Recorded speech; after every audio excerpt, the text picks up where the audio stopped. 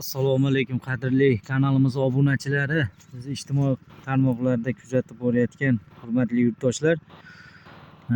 Bugun mana mevali ko'chatlar olam fermer xo'jaligi Andijon Paxtabod tumanidagi joylashgan pitovnigimizdagi yong'oq ko'chatlar. Bu 1 yasharli yong'oq ko'chatlar. Mana mevasini ko'ryapsizlar, 1 yoshli edi.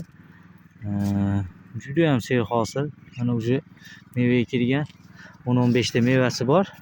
Mana bu yoqda mana bular ham mevada barchasi 100% mevaga kirgan.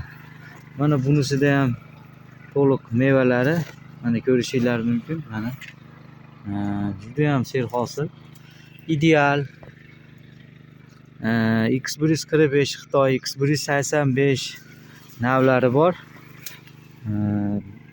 Bu ko'chatlarimiz kuzga tayyor bo'ladi. Ko'chatlarimiz hozirda tuvayda garashokda meva berib turgan yong'oqlarimiz ham bor. Garashokda o'zida meva beryapti. Tuvayda o'zida ham jo'natib berishimiz mumkin.